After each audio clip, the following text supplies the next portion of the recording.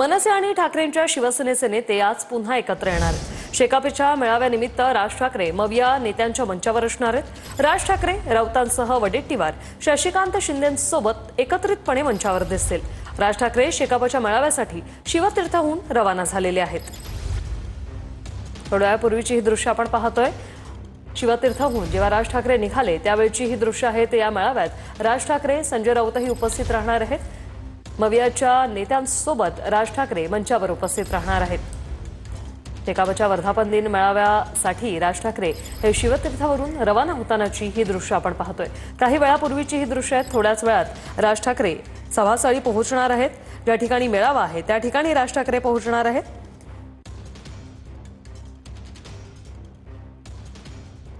आमचे प्रतिनिधी कृष्ण सोनारवाडकर आपल्या सोबत जोडलेले आहेत। कृष्ण, आपण पाहतोय शेकापच्या मेळाव्याची जय्यत तयारी सुरू झालेली आहे। अनेक कार्यकर्तेही जमायला सुरुवात झाली। राज ठाकरे आणि महाविकास आघाडीच्या नेत्यांची प्रतीक्षा आहे, काय सांगाल?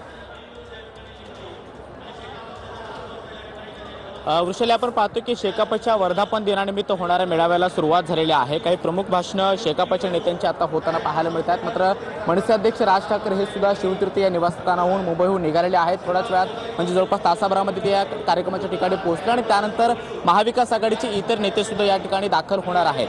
राष्ट्रवादी काँग्रेसकडून शशिकांत शिंदे तर ठाकरे गटाकडून खासदार संजय राऊत आणि काँग्रेसकडून विजय वडेट्टीवार सुद्धा या कार्यक्रमामध्ये सहभागी होणार आहेत। आणि महाविकास आघाडीच्या सगळ्या नेत्यांसोबत मनसे अध्यक्ष राज ठाकरे पहिल्यांदाच व्यासपीठावरती बऱ्याच वर्षांनंतर एकत्रितपणे पाहायला मिळणार आहे। त्यामुळे त्यांचं भाषण नेमकं कसं असणार याची उत्सुकता या सगळ्या कार्यकर्त्यांना लागून राहिलेली आहे।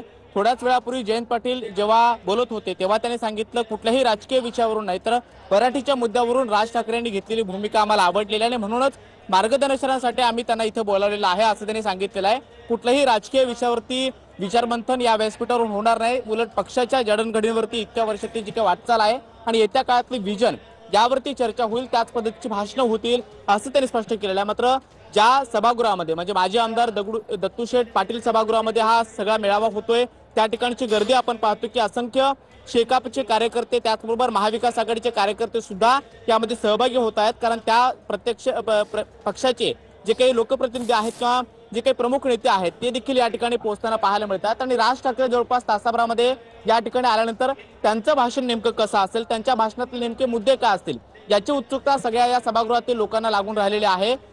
दरवर्षीप्रमाणे म्हणजे पारंपरिक जी काही पद्धत आहे शेकापची की मेळाव्याच्या दिवशी सभागृहामध्ये येत असताना जी रॅली मोठ्या प्रमाणात आपण पाहतोय कार्यकर्ते या ठिकाणी दाखल